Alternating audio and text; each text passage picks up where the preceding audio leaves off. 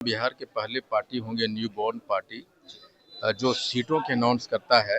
बिहार में पहली बार हुआ है कि इन सीटों पे हम लड़ेंगे। पार्टी भी अगर हमने बनाया है तो आरक्षण के लिए ही बनाया कि हमें कैसे मिलेगा, लेकिन जब हम पार्टी की बात करते हैं तो जाति से जमात की बात करते हैं। और जिस तरह से त्रिकोणात्मक चौरात्मक लड़ाई होगी ना, उसमें उसमें हमको लगता है कि मिनिमम 10 से 15 सीट हम लोग निकाल जाएंगे।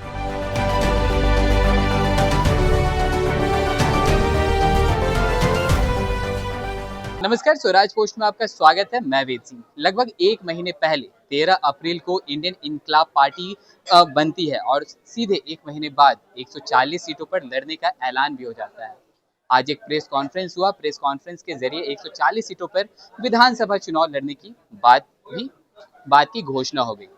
अभी हमारे साथ मौजूद हैं इंडियन इनकलाब पार्टी के संस्थापक इंजीनियर आईपी गुप्ता। इनसे हम जानेंगे कि 140 सीटों पर जो इन्होंने लड़ने की जो बात कही है विधानसभा चुनाव में, क्या इनकी रणनीति है। पहले तो स्वागत है सर आपका। Thank you very much.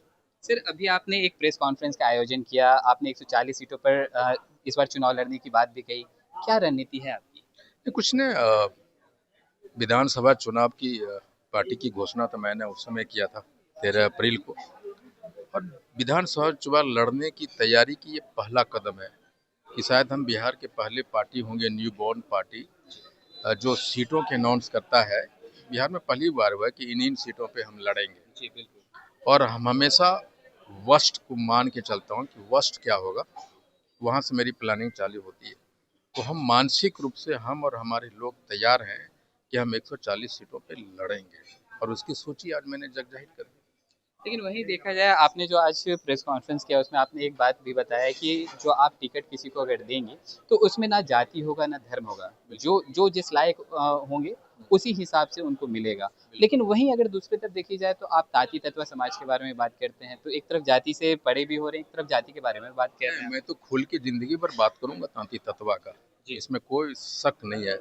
हम आरक्षण की बात कर रहे हैं, और पार्टी भी अगर हमने बनाया है तो आरक्षण के लिए ही बनाया कि हमें कैसे मिलेगा। लेकिन जब हम पार्टी की बात करते हैं तो जाति से जमात की बात करते हैं।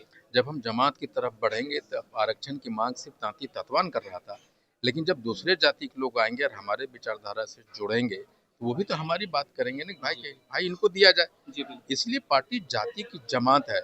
आरक्षण की मांग जिंदगी भर नहीं छोड़ सकता मैं, जब तक वो मिल नहीं सकता। पार्टी भी बनाया है इसीलिए कि हमें आरक्षण को मांग की मजबूती मिले। ये तो बात हो गई।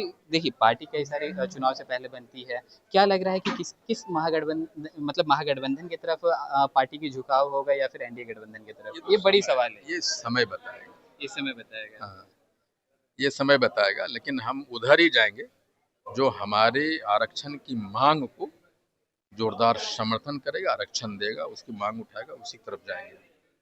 एक आखिरी सवाल रह गया था सभी के मन में, ये बात भी, मतलब ये प्रश्न जो है जरूर उठेगा, आप कहाँ से चुनाव लड़ने वाले हैं?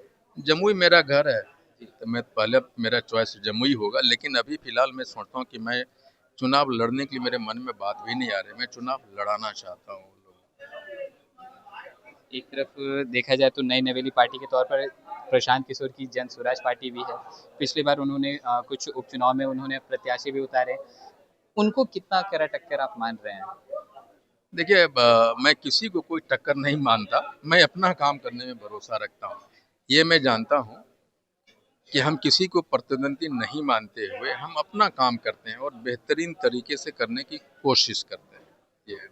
अच्छा, उन्होंने तो 243 सीटों पे आगाज किया, लेकिन आपने 140 ही सीट क्यों चुना? देखिए, ये वो सीट है जहां हमारे समाज के लोग, जो बेस वोट है हमारा 15,000 से 80,000 के बीच का है, कहीं 70,000 है, कहीं 35,000 है, कहीं 15,000 है, कहीं, इसलिए उन सारे सीट को चुना जहां मैं बहुत मजबूत हूँ, हमारे वोट्स बहुत मजबूत हैं, इसलिए। यानी एक ये रणनीति का एक पहलू। ऐसा है, बिल्कुल।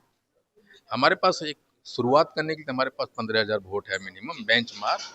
कहीं 70,000 है, कहीं 80,000 है, इसलिए 140 का हो सकता है कि हम 152-51 तक जाएं, लेकिन अभी 140 है कि ये फाइनल है कि हम इस पे लड़ेंगे, और ये वर्स्ट है। 140 की तो आपने घोषणा कर दी, जीत कितने पे हासिल होगी? मुझे लगता है कि कुछ ऐसी सीटें हैं जो बिना किसी सपोर्ट को हम लोग जीत जाएंगे। बिना किसी सपोर्ट? बिल्कुल, बिना किसी सपोर्ट के, जो हम 50,000 से ऊपर हैं उन पे। और जिस तरह से त्रिकोणात्मक चौरात्मक लड़ाई होगी ना उसमें जी, उसमें हमको लगता है कि मिनिमम 10 से 15 सीट हम लोग निकाल जाएंगे अकेले दम पे। अकेले दम पे। बिल्कुल। बहुत बहुत धन्यवाद। तो जैसा कि आप सुन रहे थे, हमारे साथ मौजूद थे इंजीनियर आईपी गुप्ता।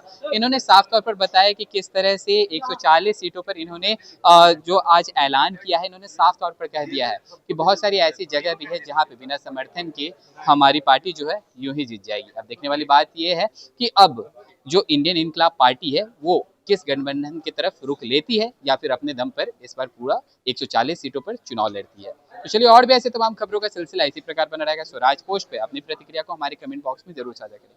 धन्यवाद।